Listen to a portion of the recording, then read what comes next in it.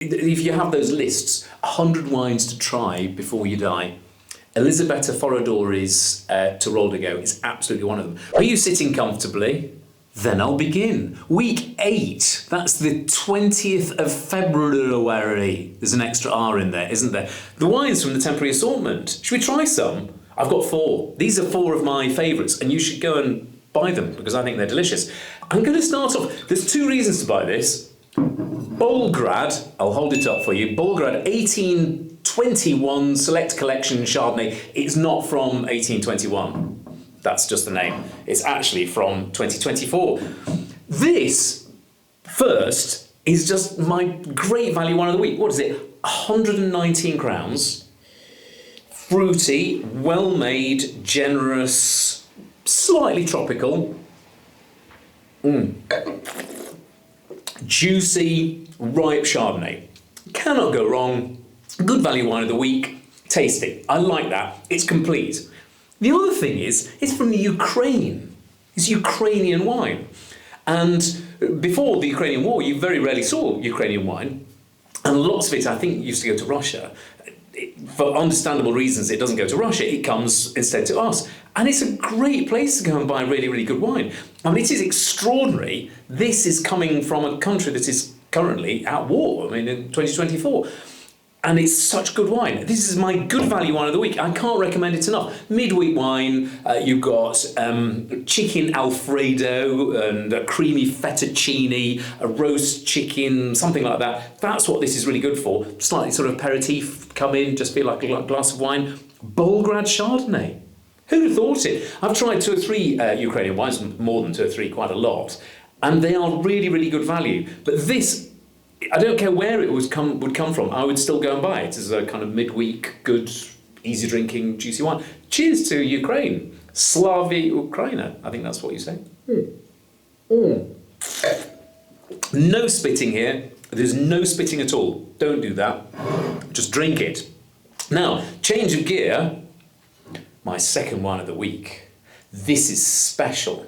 This is actually very special. So this is Foradori Teroldego from 2023. And this is, in some ways, the polar opposite. So this is from the northern mountainous part of Italy. It's made by a lady called Elisabetta Foradori. And she's one of those people who's very peaceable and calm. She's like a sort of walking yoga position. She kind of calms you down when she comes. And she took over this winery from her dad when she was, I think she was 19, she was quite young. And at the time, this great variety, Teroldego, it was just, you just made big bulk wine with it. And she did a really radical thing. She took out all the really, really productive Teroldego vines and put in really, really old-fashioned stuff. And she said, I think this is something really, really special. And she has saved good quality Teroldego for the world. It's got this lovely, lightly red colour, and it's just divine. It's absolutely divine. It's got a kind of red cherry character to it. It's bright and crunchy and fresh. It's really lovely to match with food in many ways. It is Italy. They match wines with food in Italy. This is in my top 10 wines of all time in the world.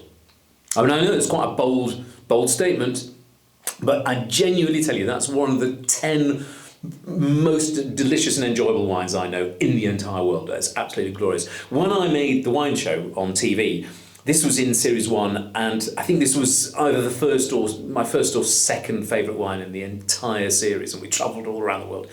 And that's quite a bill. 245 crowns. It's not insanely expensive, and it is one of the world's great wines. If you have those lists, 100 wines to try before you die, Elisabetta Foradori's Teroldego is absolutely one of them. What would I have it with? I don't know, really. Sort of lighter grills, pasta dishes, meats and cheeses, always pleases, that sort of thing. Oh, so good. Charcuterie, it'd be really nice charcuterie. It's quite juicy and mouth-watering. It's not really tannic and drying. It's got a ripeness. It's not a sweetness, it's a ripeness. It has that sense of when you bite into really ripe fruit in the orchard.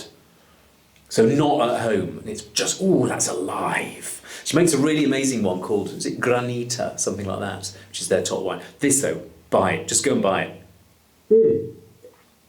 Next, we're going to go right the way across the Atlantic to actually a guy called John Williams. I know him not very well, and it's not like, not bosom buddies and Christmas cards. He is, well, was one of the two founders of Frog's Leap. This, I love this. This is Frog's Leap Zinfandel. Hold it up for the camera, Joe. Don't forget, hold it up for the camera. 2022.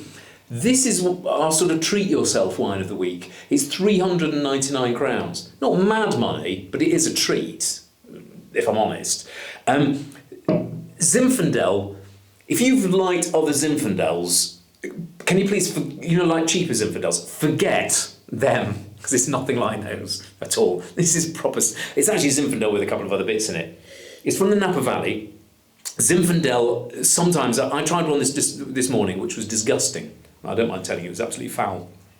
This is the total opposite. This is a fine wine. It has this plum skin feel to it, slightly tingly, minerally plum skin feel, aged in oak. The story behind the name actually is one of my favourite bits. So there's this guy, John Williams, and he comes from New York and he moves to California in the very early 70s. And he got a job working at Stag's Leap, which very famously in their 1973 Cabernet Sauvignon beat all these amazing French wines in France in the famous Judgment of Paris tasting. And he's working there in the early 70s when this thing happens, which was groundbreaking. California makes one of the world's greatest wines. And actually with another guy called Larry Turley, they had their own project on the side, and it happened to be at a place that was known as the Frog Farm. Somebody once told me bred frogs for eating, but I don't know if that's true. I don't think he told me that. I think it was just called the Frog Farm. I think he just had frogs in like a pond in it. Anyway, they had combined the Frog Farm with having come from Stag's Leap, so it becomes called Frog's Leap. And it is one of the great vineyards of the Napa Valley. Actually, and now still one of the good value vineyards from the Napa Valley, really, because they can be staggeringly expensive. And it's fine wine, refined, delicious, elegant, integrated, knitted together, fine tannins, quite light tannins really, because it's Zinfandel, so it's not big, chewy Cabernet. Have a really, really good steak, like fillet rather than rump, if you like. So you want to go and have fine, elegant dishes. It's really lovely. I mean, you can have it with sort of sausagey things as well. Zinfandel can be quite wild in its way. I adore this. It's elegant and restrained, and if you've got somebody round for dinner and you want to go and show them something that's got fruit, warms you up a bit, it's still February, crikey, it came through the ice this morning to get here. It's warming because it's Zinfandel, and it's lovely. Now I'm talking too much, because I have a drink and I talk too much. Our last of the top 4 of the tillfälligt sortiment wines. To find others, there are actually 6. So go to Pinvino.se and you'll find my full half a dozen, those 6 different wines that we've got. That we just picked out 4 that were particularly interesting to go and try. Every week, remember, pick out my top selections, go and taste them a couple of weeks before, and then we put them in the selection. Brancaia number 2, 2023. This is a Cabernet Sauvignon made by a Swiss family.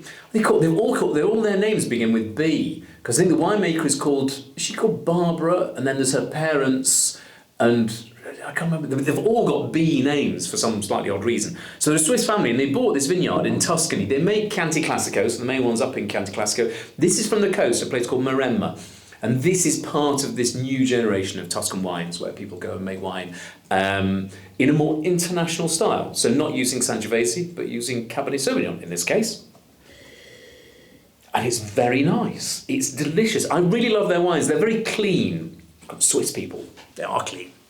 But it's these clean, elegant, well-made wines. What is it? 219 crowns. Now, a lot of Maremma Cabernet Sauvignon could be 2x, 3 times that. This is actually pretty good value. Let's have a try.